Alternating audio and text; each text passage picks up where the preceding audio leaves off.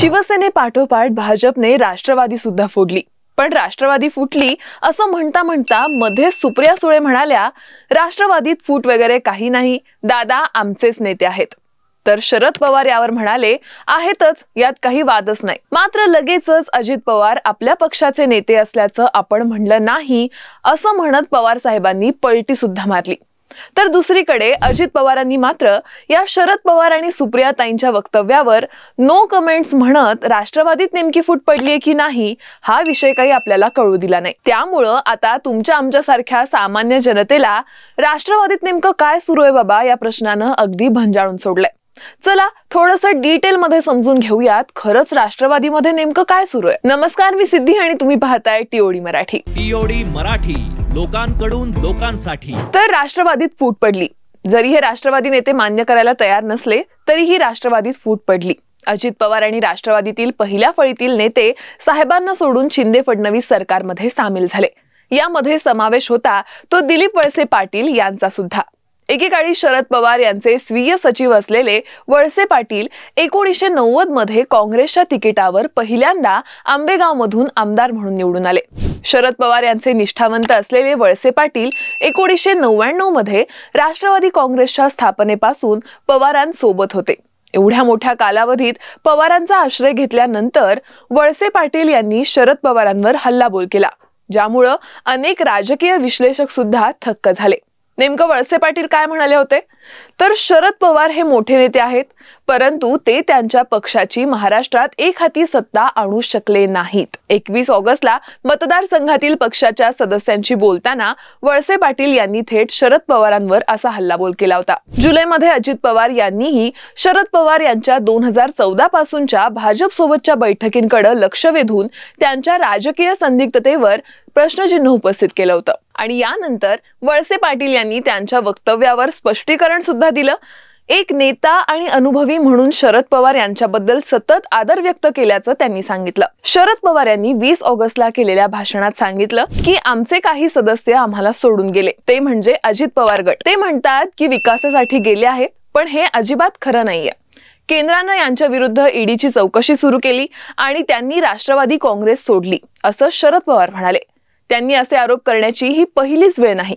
याच भाषणात त्यांनी राष्ट्रवादीचे अनिल देशमुख आणि सामना संपादक शिवसेना उद्धव बाळासाहेब ठाकरे गटाचे नेते संजय राऊत यांसारखे काही नेते अशा चौकशीला सामोरं जाण्यासाठी कसे तयार होते याचा उल्लेख सुद्धा केला। राष्ट्रवादी काँग्रेसच्या सोशल मीडिया टीमच्या सदस्यांच्या मेळाव्यात पवार पुण्यात बोलत होते। या सभेपूर्वी बीड येथील सभेत पवारांनी राज्याचे कृषी मंत्री आणि अजित पवारांचे निष्ठावंत धनंजय मुंडे यांच्यावर सुद्धा सडकून टीका केली होती। गेल्या महिन्याच्या सुरुवातीला नाशिक जवळील सभेत पवारांनी छगन भुजबळ यांच्यावर टीका केली होती। मुंडे आणि भुजबळ हे दोघेही इतर मागासवर्गीय समूहातील म्हणजेच ओबीसी मधील प्रमुख नेते आहेत, ज्यांना बळ देण्याचं काम शरद पवारांनी केलं होतं। एकनाथ शिंदे सरकारमध्ये सामील झाल्यानंतर सुरुवातीला अजित पवार हे शरद पवारांच्या राजकारणावर टीका करताना दिसले, पण नंतरच्या काळात अजित पवार सुद्धा थेट राष्ट्रवादी काँग्रेसच्या विरोधात बोलणं टाळू लागले। 12 ऑगस्ट रोजी अजित पवार आणि शरद पवार यांच्यात व्यापारी अतुल चोरडिया यांच्या घरी गुप्त बैठक झाल्याची बातमी समोर आली। अजित पवार काकांचं भाजपमध्ये येण्यासाठी मन वळवण्याचा प्रयत्न करत असल्याची शक्यता आता वर्तवली जाते। शरद पवार यांना एनडीए मध्ये सामील होण्यासाठी ते राजी करतील या अटीवर भाजपने अजित पवार यांना मुख्यमंत्री पदाची ऑफर दिली होती अशी चर्चा सुद्धा काही दिवसांपूर्वी राजकीय वर्तुळात रंगू लागली होती। पक्ष फुटल्यानंतर शरद पवार यांच्यासोबत राहण्याचा निर्णय घेतलेले माजी मंत्री जयंत पाटील यांनी सांगितलं की त्यांच्यात आणि अजित पवार यांच्यामध्ये कोणतेही वाद नाहीत। याशिवाय अजित पवार यांचं नाव न घेता त्यांनी असा दावा केला की शरद पवार यांच्यामुळेच अनेक जण मंत्री झाले। शरद पवार यांच्या कन्या आणि खासदार सुप्रिया सुळे यांनी प्रसार माध्यमांशी बोलताना सांगितलं की अजित पवार यांच्याशी कौटुंबिक संबंध असले तरी ते त्यांना वैचारिक आधारावर विरोध करतील। शिवाय त्यानंतर 24 ऑगस्टला प्रसार माध्यमांशी बोलताना सुप्रिया सुळे यांनी आमच्यापैकी काही जणांनी एक वेगळा निर्णय घेतलाय, मात्र राष्ट्रवादी काँग्रेस पक्षात अजिबात फूट पडलेली नाही नाही हे स्पष्ट आहे असं निक्षून सांगितलं. तर अजित पवार आमच्या पक्षाचे ज्येष्ठ नेते आणि आमदार आहेत.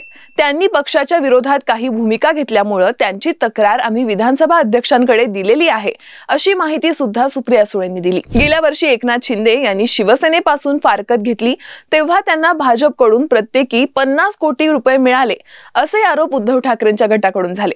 मात्र राष्ट्रवादीच्या फुटीनंतर असे कोणतेही आरोप झालेले दिसत नाहीयेत. अजित पवार यांच्याशी वाद नसल्याचं जयंत पाटील यांचं विधान, सुप्रिया सुळे यांनी अजित पवार यांना कुटुंबातील सदस्य म्हणणं, वळसे पाटील यांची पाठराखण आणि शरद पवार यांनी कधीही त्यांच्या पुतण्याचं थेट नाव न घेणं, तर या अजित पवारांच्या बंडाळीला एक वेगळा अँगल देत बच्चू कडूंनी केलेलं एक वक्तव्य, ते वक्तव्य म्हणजे एकीकडे ते म्हणतात की फूट नाही, दुसरीकडे ते नोटीस देतात. हा सगळा मोठा खेळ आहे. एकतर आघाडीत राहून शरद पवार लढतील आणि युतीत राहून अजित पवार लढतील, नंतर दोन्ही नद्यांचा संगम होऊन पुन्हा आपलाच एक सागर तयार करू शकतील असं वक्तव्य बच्चू कडूंनी केलं. आता या सर्व वक्तव्यांमुळे खरंच पवार काका पुतणे एकत्रच आहेत का?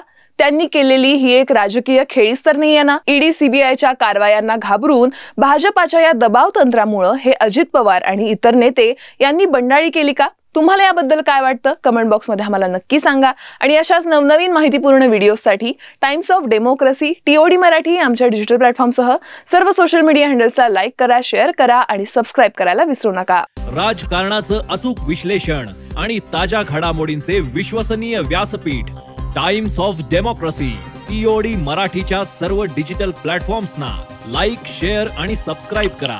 तसंच नोटिफिकेशन्स मिळवण्यासाठी बेल आयकॉन प्रेस करायला विसरू नका.